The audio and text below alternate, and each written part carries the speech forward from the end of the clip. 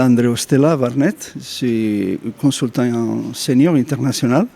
Et je travaille comme expert du Conseil de l'Europe et aussi dans des projets d'assistance technique de l'Union européenne, toujours normalement dans le domaine de la justice, le domaine pénitentiaire et maintenant le domaine des droits de l'homme. Maintenant, le système pénitentiaire marocain, il y a un défi très important parce qu'il vient de connaître une révolution dans son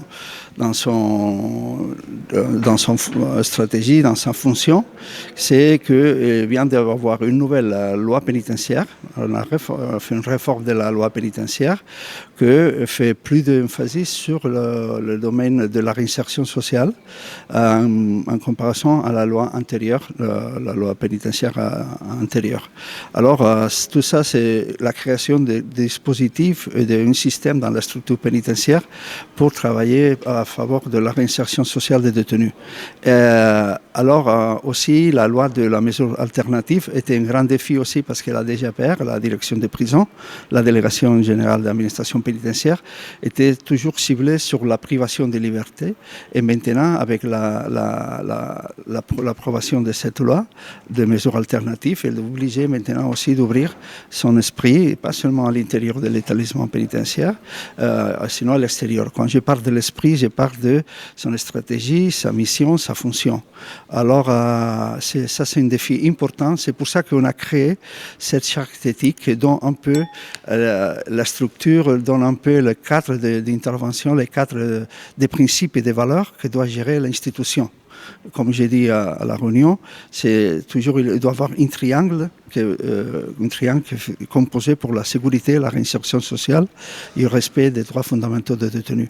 Et ce triangle doit se baser sur les principes et valeurs que la DGPR doit mettre en place pour assurer la réinsertion sociale des détenus. Je pense que le plus important, c'est dans ce domaine, comme tout dans tous les domaines, c'est l'information et la communication.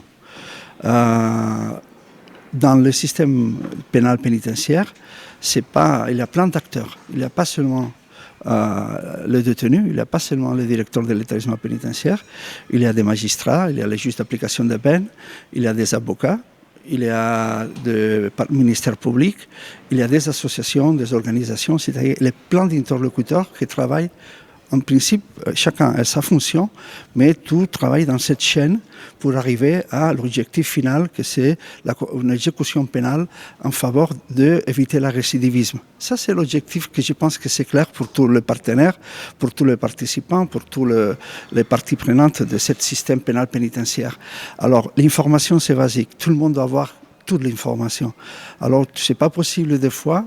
Je parle des magistrats qui disent cette détenue, il a un avocat même qui ne connaît pas le système, alors je ne sais pas comment le peut défendre.